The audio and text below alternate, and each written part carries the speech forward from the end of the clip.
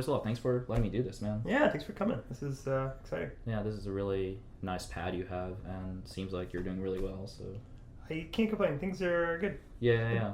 Well, you've been like doing a lot of physical activities. Like you ran your first half marathon. I did. How's that? It was super fun. I had never done any sort of organized race thing. I've just been kind of running on my own. Yeah. As more of like a therapeutic thing for the last 3 years, and I decided, hey, I'm going to try to run this distance that it seems really far, and so I signed up for it maybe 6 months ago, and kind of very loosely followed a training plan, and yeah, it's wonderful the amount of energy you feel when you're running with like a gigantic group. I'd never done that before, but it flew by. It just absolutely flew by. Like before I knew it, I was on mile 13 and the adrenaline was pumping, and it was wonderful. I'd like to do another one at some point. Yeah, you want to do like a full-on marathon eventually, and I'm thinking about it. The thing is, it's really time consuming. Yeah. And the only other thing about it is, essentially when you do a marathon, you have to take, they say if you're erring on the side of caution, you're supposed to take a day off for every mile you ran. So you're supposed to take 26 days off after you do a marathon. And I just get such a therapeutic joy out of running that I can't really imagine taking a month off at this point. Right, yeah. So that's a little bit of a deterrent. But I think it would be a fun accomplishment at some point. That's true, yeah. Yeah. Well, we want to get to know you a little bit more, just not only as like a solo artist and as a drummer of Touche, but just kind of like the background of like how you kind of started getting into music a bit more. But was drum your first instrument? Drums were my first instrument. I very, very lightly played guitar a couple years before I picked up drums, but it was, it was learning bar chords and playing along to Blink-182. Nice. Okay. But drums were really when I dedicated myself to something, and that was when I was 12, and I basically got into it. A bunch of friends that I skateboarded with, one of them got a drum kit, and one day after we were skateboarding, I went over to his house and sat down and tried it, and I just remember feeling this real attachment and connection to it. Mm-hmm. And, I found myself tossing and turning at night, thinking about the drums and thinking about things that I wanted to try. Yeah. And expressed this to my parents, and there was this thing called the Music Recycler, and I think it was pre-Craigslist. Okay, yeah. And it's an online thing where you could look for old instruments. Mm-hmm. And we found this kit in Simi Valley that was $60 or something, and drove out there and got this kit, and I just relentlessly played on it, and I'm infinitely thankful that my parents put up with that amount of sound. Drums are a terrible instrument when they're played by themselves and by somebody who doesn't know what they're doing. Yeah. It's just it is pure chaos, and I am just infinitely grateful that they put up with it. Yeah. It's just Yeah. Do your parents play music as well, or? My dad is a pretty talented guitar player. He can play piano really well. Nice, okay. So growing up, music was always in the house. He was a massive Beatles fan and is a massive Steve Winwood fan and Elton John and the classic rock. Yeah, Joni Mitchell. Yeah. And so all this stuff was constantly playing in the house, and it got under my skin, and it really took a hold of me. So. Did you guys ever jam together? Or? Yeah, we still do every now and then. We'll get together and jam, and it's really fun. It's really fun.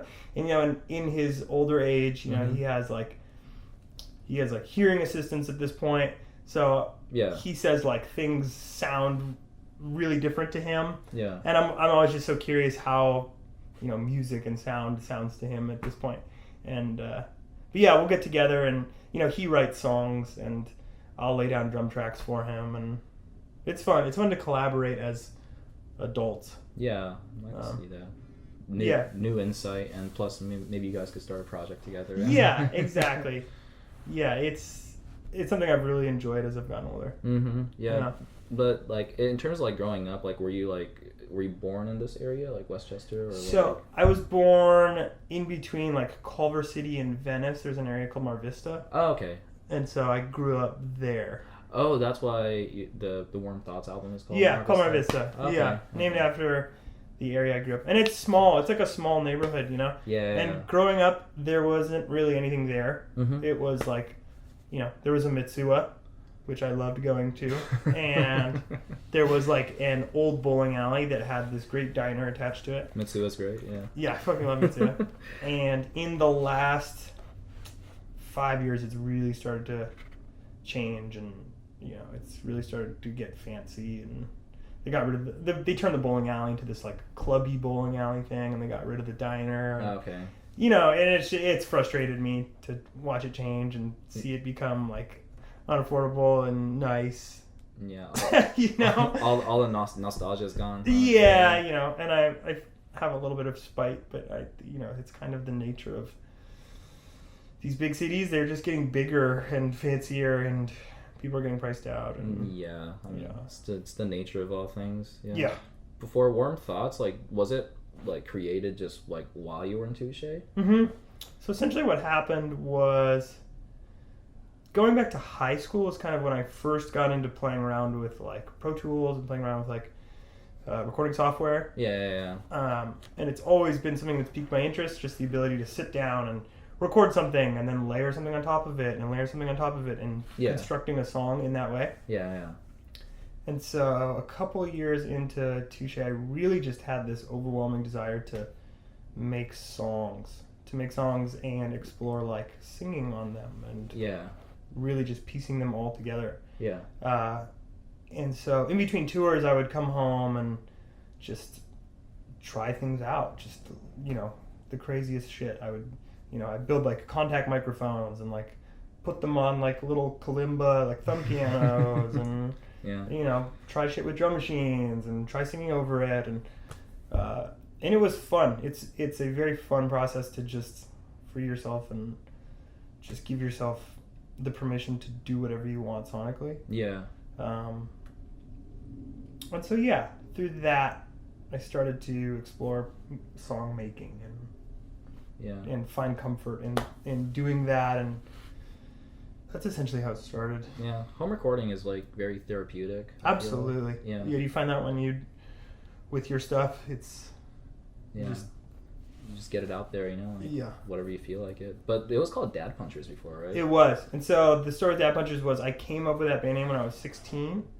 And there was basically this long-winded story where essentially there was a house show in the South Bay, and kids' parents were out of town. They threw this house show. The kids' parents came home in the middle of the show, and legend has it that one of the kids that was in one of the bands playing got into a fist fight with the dad when he came home because the dad was like super pissed. Yeah. So we all jokingly referred to that band as the Dad Punchers.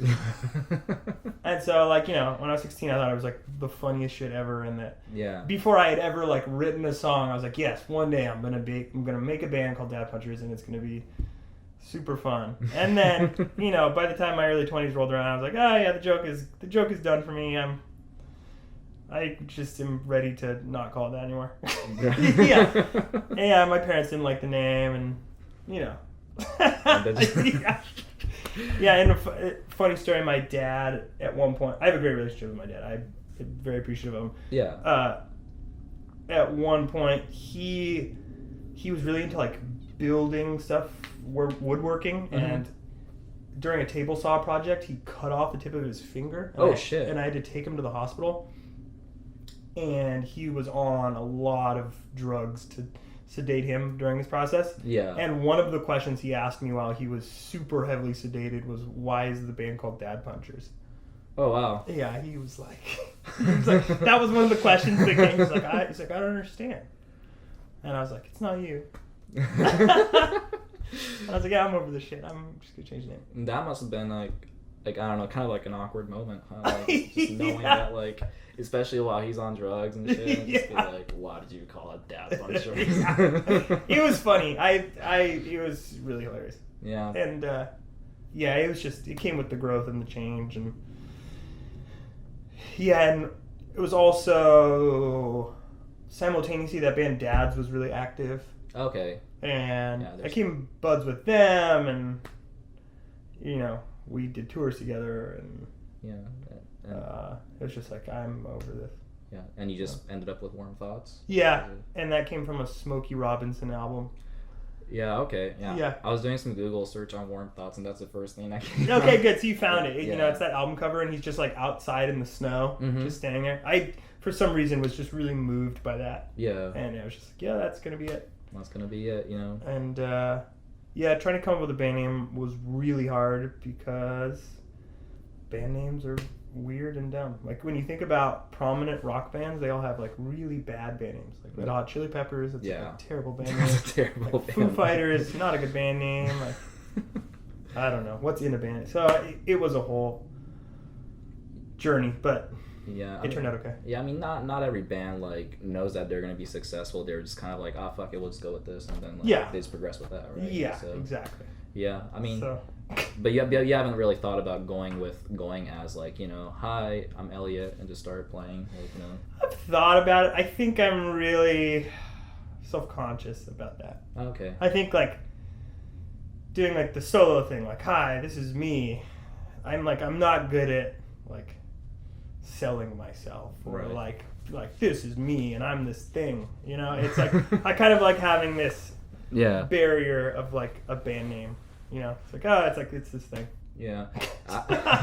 After you started doing, like, a home recording stuff and, like, start building up this, like, Warm Thoughts project, like, I don't know, like, were you nervous, like, when you started playing shows? Absolutely. It was, to this day, I think, like, the most terrifying thing. It was one of the most terrifying things I've ever experienced, like, playing our first show. Because when I first made the first Dad Punchers LP / Warm Thoughts LP, we never played shows. That was literally just like going into the studio, and I had never sung outside of my bedroom. Yeah. And so when it came time for our first show, not only was I incredibly nervous, but like it seemed like every single person that I knew showed up, which was really flattering. But it was, you know, it was every member of Touche, like Barry and Matt and Joyce Manor were there. Like every friend was there, and it was so fucking nerve-wracking.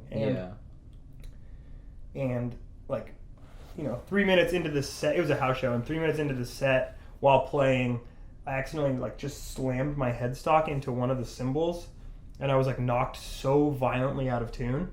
Oh, shit. And we were playing some song where it's, like, just two guitars at a part, and it sounded terrible, and I just remember feeling really self-conscious, really embarrassed, and just having this thought, like, what am I doing? Why am I doing this? Like, I should just be playing drums. Like, this is, who do I think I am? And I felt defeated and embarrassed for a while.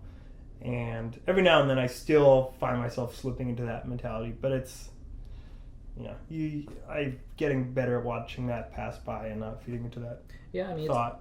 It's easy to get discouraged, especially like playing solo show, because like there's nobody else kind of backing you at the moment too. So it's like, I know what it's vulnerable. Like. Yeah, vulnerable for sure. So do you prefer like kind of playing with like a full-on band usually? I prefer both for different reasons. I think there's some songs that I really like playing stripped down, and there's something nice about the stripped down nature of it, but there's also just an energy that is present when really loud music is played. That's kind of, you know, you can't replicate it. And I do really enjoy that energy as well. So I think as time goes on, I would like to maintain a balance between doing both. Yeah. I think they both kind of, for me, satisfy different creative needs. Yeah, that's true. Yeah, I mean, like, I listened to, like, through the Mark Vista album, and cool. Like, I feel like there are, like, both sides. That's really cool about the whole, you know, full-on band side of yours, and then also, like, the acoustic stuff, because my favorite track off of that album was what was it called? It's called the Everything Should Grow. Oh, yeah. Yeah. Yeah. I really like that. Thank you very much. Yeah, it feels like it's like a different aspect of, like, Elliot's sounds or something, you know? So, thank you. Yeah. Yeah, so I recorded like more of a full bandy version on a 7-inch that came out after that album. Yeah. And then for whatever reason, I feel like sometimes I suffer from George Lucas syndrome, where I just like can't leave shit alone, and I want to go back and mess around with it. And I'm trying to be aware of that and trying to practice self-control. Yeah. But that was a song that I was like, I really want to re-record it, stripped down with like all this other crap on it, you know? And so I was wondering, like, is that tattoo like a glacier or something? Or so it is. Are you Weaker Than's fan? Oh, I was about to ask you about that, but I don't really know too much about the band. Okay. Yeah. They're like one of my absolute favorite bands, but they have this record called Reunion Tour. Yeah. And that's like the cover from it. Oh, okay. Yeah. Yeah, and also you got the Beats. Yeah, I got the Beats. Big fan of Beats. Yeah, huge fan of Beats. Yeah. Do you cook a lot? I do cook a lot. I am constantly trying to learn new things and in the culinary world. And I think one of the biggest attractions to that for me is being on tour. It's like you are just eating fast food and prepackaged grocery store things. Kind of feeling shitty and all that. Feeling shitty and all that for months on end. Yeah. So as soon as I'm home, I'm just like, oh my God, I can't wait to make this like sweet potato lentil chickpea curry. Like I'm so fucking stoked. Yeah, you're vegan too, right? I am. Yeah, I've been vegan for coming up on 3 years, vegetarian for 5. Are you straight edge too? I'm not. I was straight edge until I was 21, and then I had an alcoholic beverage, and my relationship with substances is very few and far between. I'm like,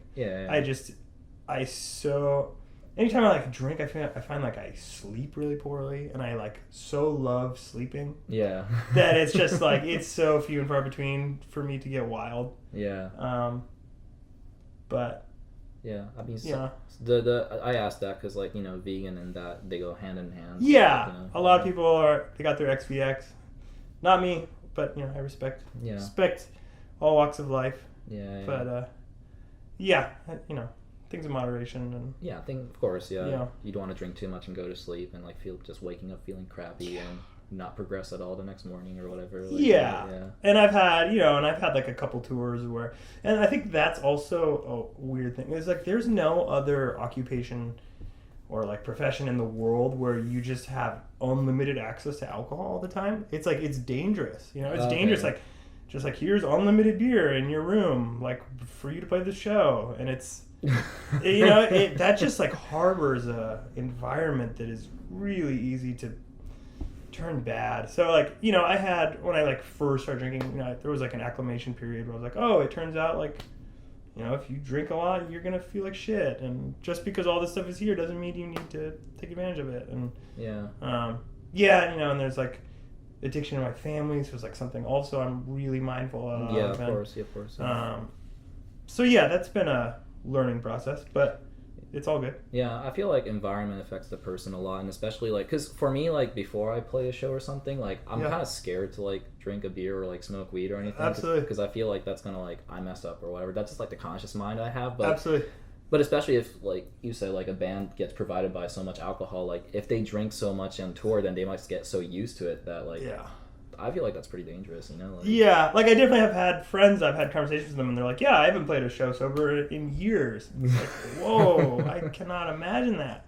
And I think it's also harder playing drums because drums is it's like a physical coordination. It's like doing this shit. Yeah. And that thing. Yeah, and like alcohol just does not work with that. At least for me personally.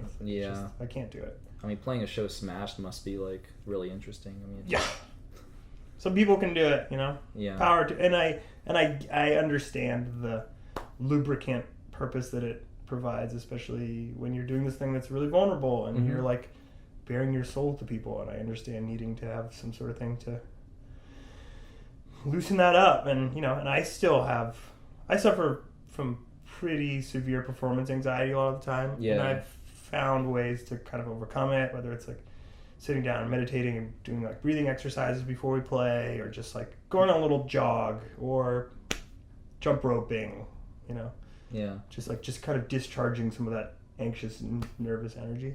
I see. Yeah, I feel like because you were talking about how like you've been vegan for like 3 years, and like because how like the Marvist album came out in 2012, and like now that you're releasing this like new Warm Thoughts stuff, do you feel like, of course, like it's been 5 years, so like your mindset must have changed so much since then, right? Absolutely. Yeah, it feels like a different lifetime, to be completely honest. It's like, oh man. Yeah, it's 5 years ago. It just feels super long. I feel like I've lived an entire lifetime since then, just from touring so much and just learning things about life and learning things about myself, learning how to handle things, learning what does and doesn't work for me. And it does feel like a completely different lifetime. Yeah. What do you feel like the primary focus is for this new Warm Thoughts album? there's a couple of things. Essentially, I wrote a lot of it during a period of time when I came home from tour, and it was like a longer tour, it was maybe 3 months. Mm-hmm. And I basically just kind of just went into kind of like hermit mode. Like I didn't really talk to anybody for like a month. Mm-hmm. I just kind of withdrew after having, 24/7 stimulation and constantly being surrounded by people. I just had this real desire to withdraw. Mm-hmm. So I basically just like stayed in here for a month and didn't talk to anybody. And during that period of time, I came up with a lot of the record. And it was just kind of a result of the jarring juxtaposition of being around people 24 hours a day and then it just being completely silent and nobody really caring what you're doing, Right, yeah. So you kind of want to be detached from the society for a bit. Yeah. And there was a relief that came from that, and there was also like a profound loneliness that came from that too. And this album is kind of rooted in some of that. Yeah. Is it kind of more about like the kind of discovering your inner sadness, or like is it just kind of being like what's the state of mind like without people? Like is it kind of more along that line? It's a little bit of that, and it's also a lot of I'm really good at just kind of projecting what I think the future is going to be, and having these like great expectations and just kind of living in those expectations and holding out hope for things. And the ultimate lesson is that expectations are essentially the root of all disappointment. And a lot of this album was kind of rooted in learning that, and learning that holding on to these lofty ideas of what things are going to be in 6 weeks or a month or a year. It's just like so many things are going to happen between now and then, and coming to terms with that and trying to just stay present and do the best you can do today. It's kind of it's like a learning a lot about this kind of stuff, and I mean, I listened to the record. I mean, and I noticed that like the sound is like I feel like it's a lot more polished. Yeah, I wanted to make something that sounded a little better. yeah. I was just curious. I was like, let's make something that sounds well-rounded. So. Yeah, no. Then you're thinking about releasing it sometimes in summer, right? Or... Yeah. So Asian Man is gonna put it out, and I think we're trying for July or August, which I'm really excited about. Yeah. I love Asian Man. I love Mike Park. I'm a big fan of everything he's done. His music, his work ethic, the bands he's been in, the bands he does stuff with. He has followed the recipe of if it ain't broke, don't fix it for 20-something years, and it's inspiring. And he just does whatever he wants to do, and it's always just been like him and one other person or two other people, and it's still run out of his mom's garage, and Oh wow, okay. It feels good. It just feels like a comfortable place. It's a very DIY process then, huh? Yeah, it is. It feels very DIY while still, functioning with some of the label things. So it feels it feels really comfortable to be in that kind of place. Did you end up recording at home, or was this like at a studio? Or... So this most recent LP I did with my buddy Zach Touche, who has a studio in the Valley, and he is just an incredible individual. Nice. He's been recording for a couple of years. He just got out of school for recording, and he's just like super hungry for the world and super hungry to do all these projects, and he just absolutely knocked it out of the park. And he's a kind of person who just is so passionate about his craft that he will just put in unlimited hours towards this thing to make it sound a certain way just for the sake of doing it. Like he just wants things to be the best that they can be, and will just I feel like he just didn't sleep while we were doing this record, because he was just like, no, but I want it, I want the kick to sound this way, and I had to be like, Zach, I so appreciate your effort, but like, go to take a nap. You gotta rest. Yeah, you gotta rest, man. But I'm so happy with how it came out, and I'm endlessly thankful for him and his insane work ethic. Yeah, no, we need more people like that. Yeah. It's great to see passion, and it's like, I feel like this is fueled by passion for you, which is wonderful and inspiring. And yeah, of course. And it's always great to meet people who are just like, yeah, this is this thing that I do, and I care about it, and I want to know everything about it, and I want to make it the best that it can be. When I meet people that are like that, it's inspiring for me because it's like, it just kind of revamps my interest and my enthusiasm. It's like, wait, yeah, it's like, that's awesome. I should care more. I should do more. Yeah. I should learn more, you know? Yeah, that's how it is. Like, I feel like even like, how like usually like basically during interviews and stuff, people would ask like, what are your like influences or like interests, and like to me personally, I feel like kind of people around me will be my influences, just because like it'll be like, it helps you carry towards like what you want to do next. So absolutely. Yeah. So I feel like, I don't know, the recording guy is like a very cool person to like, be with and help you progress in that direction too. So yeah, and it's especially important for this kind of project because I played all the instruments on this record again, and it was literally like, just me making the sounds every day. Yeah. And that can become a little stressful and can get a little frustrating. And so it was literally just me and him for the however many weeks we did this record. Yeah. And he was just so good at being like, hey, let's take a breather and let's come back, let's go get Del Taco and we'll try it again. And he was just really good at reading like when things had reached a point where it was good to take a break, and I never once got frustrated with him, like never once. It just felt really good. Yeah, this is kind of off topic, but I feel like Del Taco is such a hub for like vegans because like it's great. Yeah, a friend of mine will get like an 8-layer burrito and put fries in there, and just like wrap it up and just like munch that shit down. Yeah. Their fries are so good. I'm a big Del believer. There's one right around the corner, and I've been good at practicing restraint, but like after I was doing these long runs, like after doing like a 10-mile run, I would just like immediately go to Del Taco and get like 5 bean burritos and just like smash them. Yeah. It's great. I love Del. Oh yeah, me I'm too. a Del believer through and through. I've thought about getting a Del Taco tattoo at some point, maybe. Where at? Maybe on my thigh. Somewhere where when I need to bear it, I can. But I actually have 2 friends who both have Del Taco tattoos. Oh really? Yeah. Yeah, or you should get like a Del Taco tattoo on like a kneecap or something. That'd be great. Yeah. Del on one kneecap, taco on the other. Yeah. Or knuckle tattoos. Del on. Yeah. Especially if you're playing drums, then like people could actually see it. Yeah, it'd be sick. Yeah, cross promotion. Yeah. Yeah. Right. Yeah, I could probably get some free burritos out of them. Yeah, that'd be a good idea. Well, what I was trying to say is that you got the Warm Thoughts album coming in summer, like things are like looking good, and I want to talk about that 1000th Touche show. Yeah, because I feel like that's you're probably most likely going to be like showcasing your new material at the show, right? Yeah. So Touche's playing our 1000th show. Woo. Warm Thoughts is going to open.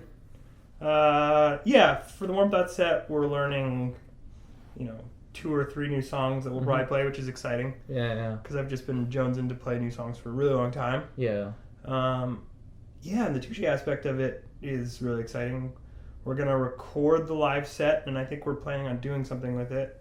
But yeah, it's crazy that it's the 1000th show. Like, the only thing about it that stands out to me, like when I think back to everything that's happened over the last 9 years, it doesn't really feel, it doesn't feel that long. It just feels like it was just life happened. But I think Jeremy figured it out. He did the math, and it was something like, it was the equivalent of us having played a show every 3 days for the last 10 years.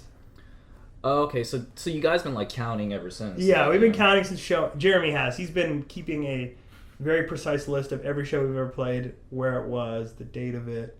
He's so dedicated. Yeah, he's on it. That's really amazing. Yeah. So we have a record of every show we've ever played. And, looking back at show number 226 and being like, oh my God, that was so long ago. 1000, I mean. Yeah. Man, 1000, I think 100 is already a lot, but 1000 shows, I mean. That's... Yeah, it's crazy. I don't know. I feel very, very grateful that I get to be in a band with these people. Like, they're so easy to create with and travel with and do things with. And I know a lot of people who are in bands where their dynamics are, toxic and not fun. And I feel very grateful that is not the situation I'm in. Yeah. And I'm grateful that we made it to 1,000 shows and still have fun with each other. And yeah, the fact that like you guys all get along like for such a long time and still feel really natural about it is like, I think that's really important, you know. Absolutely. Yeah, I'm sure you guys like butt heads like at time to time, but that's like the reason why you guys got to this 1,000th show. Right. And it's also so rare that we butt heads. Like, you know, every now and then we'll get in like a tiny disagreement, but I feel like we're really good at communicating. You know, someone will be like, hey, you know, I feel like you're angry right now. And I'll be like, you know what? You're right. I haven't eaten. I have to eat, and then let's talk about this. It's just like, we're really good at understanding each other's dynamics and when to push each other's buttons and when to just chill and put your headphones in. And yeah. What do you remember the very first Touche show that I played with them? Yeah. Yes, it was at Chain Reaction with Graph Warlock. Oh, okay. And this band from Australia called Robotosaurus Rex, I think is what they were called. And it was a Chain Reaction. I had never played Chain Reaction. I was so nervous. It was a super fun show. The reaction was like pretty wild and kind of blew everybody's mind, blew all of our minds. And, yeah. Yeah, and it just felt really good. It felt right. And that was 2008 or 9. Oh, yeah. Wow. Yeah, that is 10 years ago, huh? Yeah, it's a long time ago. It doesn't seem like that long ago to 2008. I know. Yeah. Whenever I hear anybody talk about mid-2000s, like 2004, 2006, any of those dates, I never think like, oh yeah, that was, 12 years ago. Yeah, right. It's crazy. Yeah, and you and I are the same age, so it's like, yeah. We probably have the same relationship with those years. It's like, yeah, that was not so long ago. Yeah, because I was thinking about like, just some of the movies that came out during that time, like Napoleon Dynamite came out in 2004. Oh wow, okay, that's 2004. And that's 14 years ago. Yeah, that doesn't feel like 14 years ago. You know what I mean? Like, I remember watching that in theaters and just being like, oh, this is awesome. And it's 14 years later. It's right here. Yeah, it's like, insane. It's like, how the fuck did we get here? I know. It's crazy that was 14 years ago. That swept the nation. That was like the biggest movie. Yeah. Oh, good for him. I don't know what else he's doing now, but like... John Heater, yeah. I was listening to a podcast, I think it was like Mark Maron, and he was interviewing... what is her name? She plays Pam Beasley on The Office. Jenna Fisher. Okay.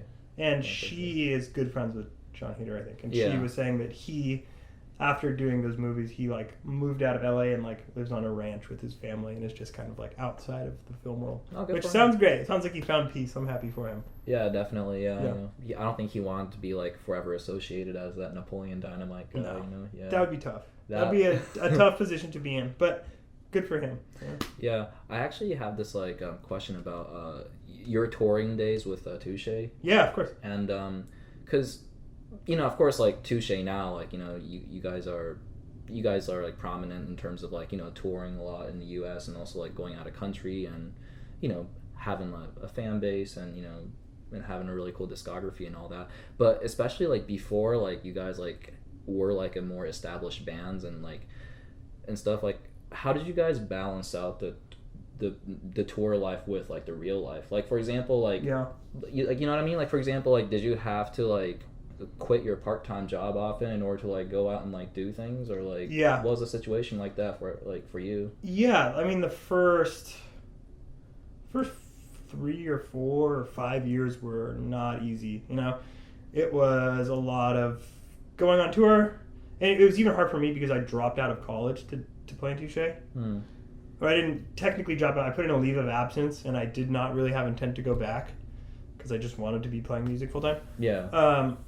And it was a lot of like coming back from tour and all of my best friends being off at school or having jobs that they liked, and like I had nothing. It was like, oh yeah, well, I have this thing I have these like 2 shows I'm gonna play in 4 months, and I'm not in school and I don't have a job, and so I did a lot of part-time stuff. I have a lot of experience working with kids, like a nonprofit, and I still will do that from time to time. If I'm home for a long time, I'll work it.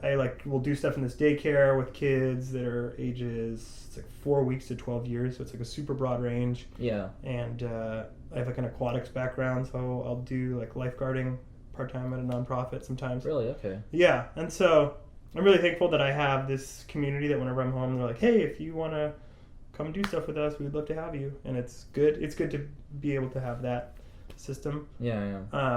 But it was really hard in the early days. It's like it was not Touche was like not a supportive, sufficient thing for many years. And it was a lot of us coming home and like doing temp work and, living with our parents and, them being like, so when is this going to become a thing that will make it so you don't have to live with us anymore?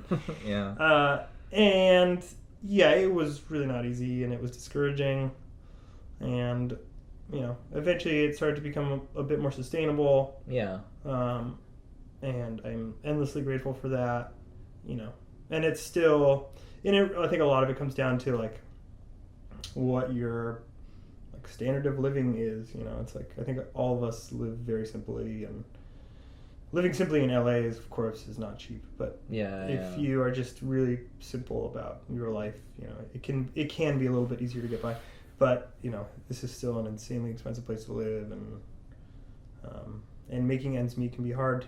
Yeah, of course. But somehow it has managed to be sufficient some way, somehow. So. No, yeah, because I've always wondered about that with like, you'll hear like bands talk about like going on tours or whatever, but like just to even get to that point, like there must have been like quite a bit of struggle in the first Absolutely. place. Yeah, and it was quite a bit. I feel like it was like 4 or 5 years of that, and then slowly the ball started to roll. But there's a lot of playing in super moldy basements and sleeping on floor. Like I have a vivid memory of like staying at this house in Philly and like there was literally like rats running across me, like while I was sleeping. Yeah, and I remember like taking a shower and like rats running across my feet after I got out of the shower. And like I cherish these experiences because it was like that was the early days, and I'm so glad they happened. Yeah, I learned so much from them. And I would still gladly go do all of that again. Like it was wonderful. It was hard, but it was wonderful. Yeah, but it's worth it, right? I mean, building up to that moment, like yeah, and I am endlessly grateful for being able to play music and to getting to travel playing music. It's like I very often am just kind of in disbelief of being in the position I'm in, and I don't know how or why I'm in it, and I oftentimes think about how there's millions of other people who are so talented and like don't get to do this, and I find myself being like, why not them? Like how come they don't get to do it? Why am I doing this? Right. Yeah. And I think that's like my imposter syndrome, but it's like, No, I mean you're there, and like even like the show sold out too, right? The thousands. It did. Yeah. It did. It sold out pretty quick, which was shocking and awesome, and I'm very glad. Yeah, definitely, man. I was wondering, kind of going across the line of like, going to shows and like touring. Like I'm pretty sure like along the line of like when you travel to all these places, then like you get to see so many different bands too. Yeah, absolutely. And I was wondering like, what was one of the most memorable artists you've seen live? And for this, you could include both DIY or venue shows. Yeah. That is a great question. I feel like we've gotten to play with some really awesome bands over the years.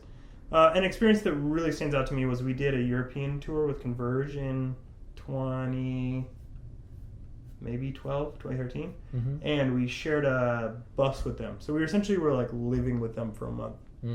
And that is a band that I will literally never get tired of seeing. Like you saw them the other night. They're just like, they're forever just a force to be reckoned with. They're just... Yeah, they're incredible. I feel like after watching them live, it kind of made me think like, you know what? I think every band should aspire to be like them. Absolutely. They're incredible. Yeah, they have just... Their musicianship and energy and songcrafting is just out of this world. But getting to, essentially like live with them on a bus for a month was a great experience. We would stay up late just like playing Texas Hold'em and like talking about life, and that was an experience that I hold very dearly. I'm just a fan. I'm a fan of so many of the bands we've gone to tour. Like we toured with Title Fight in 2011, 11. It was like Title Fight Menzingers. Mm-hmm.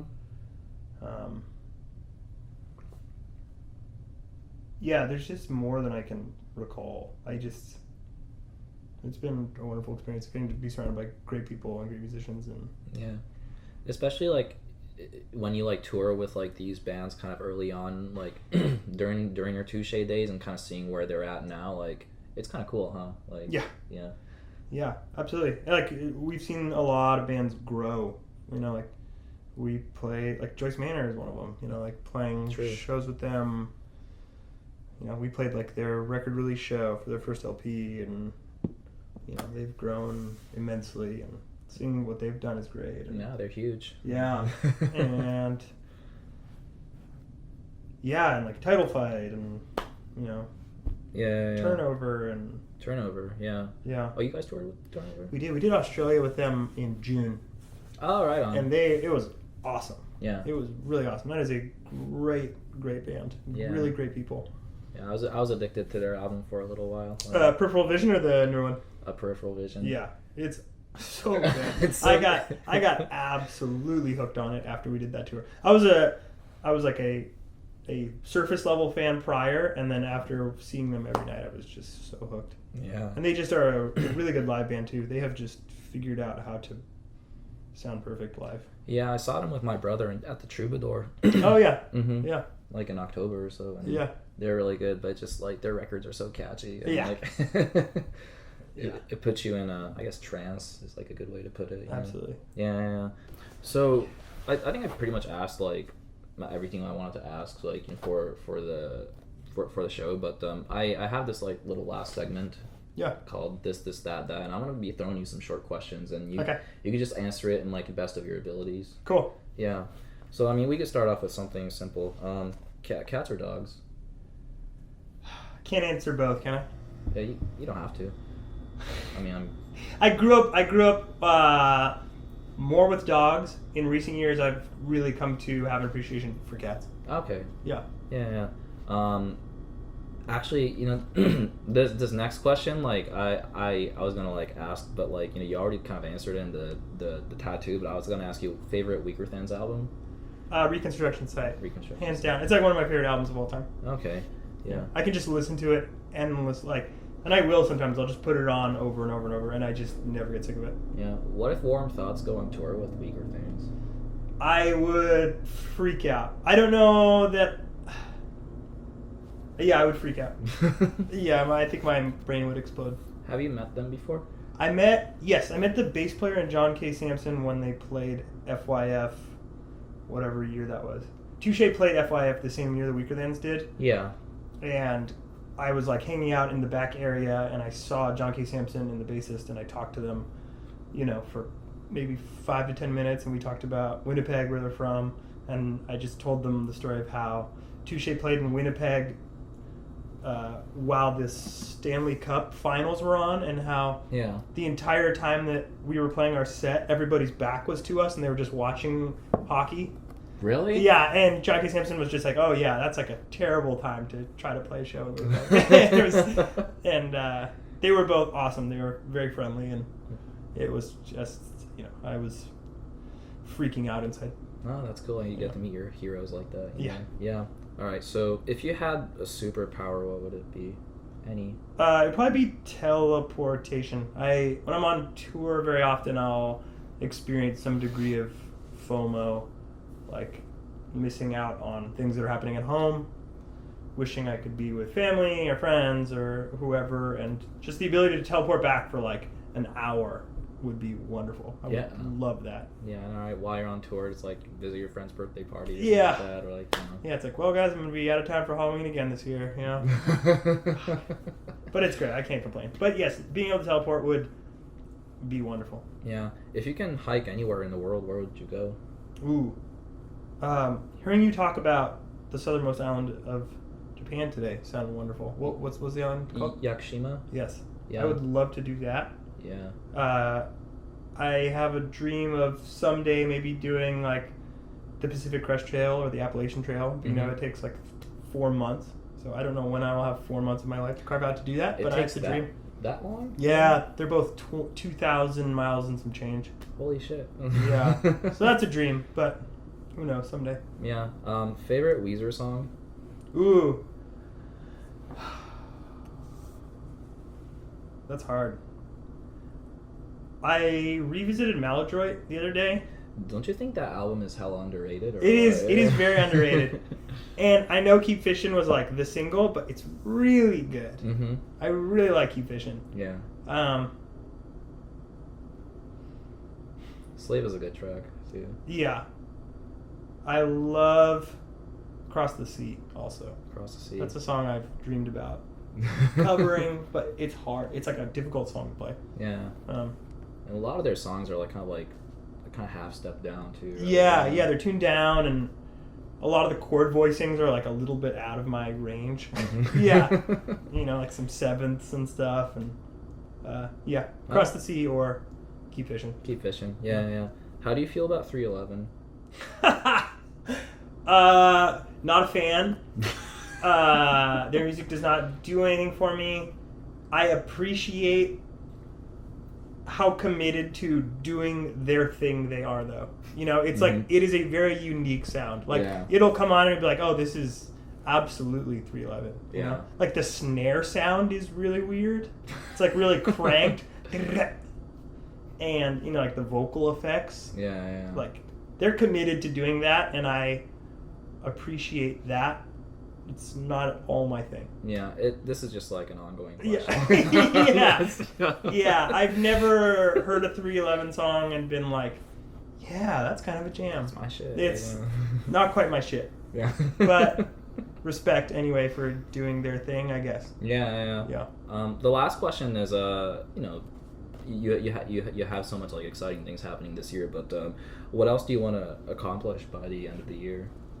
It's a great question. What do I want to accomplish by the end of the year? Get this Warm Thoughts record out. I would love to play a lot of shows. I would like to do some touring with it, some like actual real touring. Mm-hmm. Run more. Enjoy. Yeah. Play more shows. Write new songs. Make new Touche stuff. Yeah, just continue to make music. Continue to enjoy, and other than that, I don't really have any lofty goals. I think so. Yet. Yeah. We'll see how lofty they'll get. Yeah, we'll see how everything goes. Yeah. But I just want to say thank you for being a part of this, and thank you for having me. This has been wonderful. Yeah, it's always like really awesome to get to know you and absolutely, in more of like this kind of personal space like this. Yeah. Let's do it again. Yeah, I'd love to.